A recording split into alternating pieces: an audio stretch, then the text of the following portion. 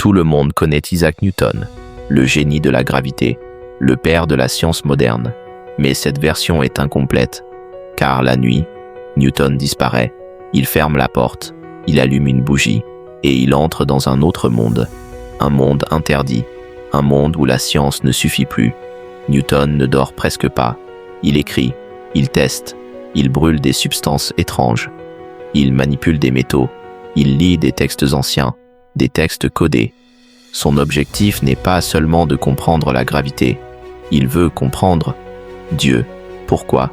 Pourquoi l'homme le plus rationnel de son époque plonge-t-il dans l'irrationnel ? Parce qu'il a vu quelque chose que les autres n'ont pas vu. Angleterre, XVIIe siècle. Le monde change. La science émerge. Mais elle n'a pas encore remplacé les croyances anciennes. C'est une époque de transition, un chaos intellectuel. Et au milieu de ce chaos, Newton travaille seul. Pas de vie sociale, pas de distraction, pas de normalité, seulement une obsession, comprendre l'univers. Mais Newton ne voit pas le monde comme les autres. Là où les autres voient des phénomènes, lui voit des signes. Là où les autres voient des lois, lui voit des messages cachés dans la réalité. En surface, tout est clair. Newton révolutionne tout. Le mouvement, la gravité, les mathématiques. Ses travaux deviennent les fondations de la science moderne. Il devient une légende. Mais pour lui, ce n'est qu'un début. Car une question le hante. Pourquoi ces lois existent-elles ? Pourquoi l'univers fonctionne-t-il ainsi et pas autrement ? La science lui donne des réponses, mais pas celles qu'il cherche vraiment. Elle explique le comment, pas le pourquoi. Et ce « pourquoi » devient une obsession. Alors Newton franchit une ligne que la plupart des scientifiques refusent de franchir. Il se tourne vers l'alchimie, pas comme un amateur, comme un homme possédé par une idée. Il écrit des centaines de milliers de mots, des notes, des formules, des expériences, mais surtout, des codes. Pourquoi coder ses écrits ? Parce qu'il sait que ce qu'il fait est dangereux, pas physiquement, mais intellectuellement. Sa réputation pourrait s'effondrer, le monde pourrait le rejeter. Alors, il cache tout, derrière des symboles, des métaphores, des énigmes. Mais ce qu'il cherche n'est pas de l'or, pas vraiment. La pierre philosophale, ce n'est pas une simple transformation du plomb en or. C'est une clé vers une connaissance supérieure. Newton commence à croire que l'univers construit comme un code divin, et que ce code peut être déchiffré. Il plonge dans les textes anciens, dans les traditions oubliées, dans les écrits hermétiques. Il cherche des correspondances entre la matière et le spirituel, entre la physique et le divin. Mais plus il avance, plus il s'isole, plus il s'éloigne du monde réel. Il travaille seul, il mange peu, il dort à peine, il devient extrême.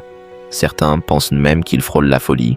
Mais pour Newton, ce n'est pas de la folie, c'est une nécessité, car il est convaincu d'une chose.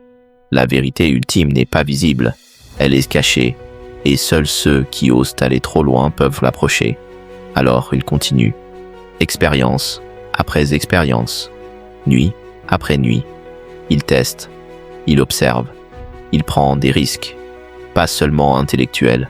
Certains de ces mélanges sont toxiques, certains pourraient le tuer, mais il continue, parce que pour lui, comprendre l'univers n'est pas suffisant. Il doit comprendre pourquoi il existe, et c'est là que tout bascule. Newton réalise quelque chose de fondamental. La science est puissante, mais elle a une limite. Elle décrit les lois, mais elle ne révèle pas leur origine. Elle explique les mécanismes, mais pas l'intention derrière. Alors Newton change de perspective. Il ne cherche plus seulement des lois, il cherche une intention, une intelligence, une architecture divine. Et dans cette quête, l'alchimie devient un outil, un langage, un pont entre deux mondes, le monde visible et le monde caché. Pour Newton, transformer la matière, c'est comprendre la création. Et comprendre la création, c'est se rapprocher de Dieu.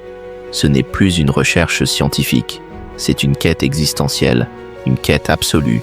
Et cette quête le transforme. Il devient plus secret, plus intense, plus radical. Il cache ses travaux, Il encode ses découvertes. Pourquoi? Parce qu'il comprend quelque chose que peu de gens acceptent. Le monde n'est pas prêt. Pas prêt à voir que la frontière entre science et mystère est plus fine qu'on le croit, et que peut-être les plus grandes vérités ne sont pas dans les livres officiels, mais dans ce qui a été caché. Alors Newton continue dans l'ombre, jusqu'à la fin, et ce qu'il découvre ne sera jamais complètement révélé. Ses écrits restent, mais beaucoup sont difficiles à comprendre, codés, fragmentés, incomplets, comme s'il avait volontairement laissé un puzzle pour ceux qui viendraient être après lui. Et aujourd'hui encore, une question reste ouverte. Et si ce côté caché de Newton n'était pas une faiblesse, mais la clé de son génie?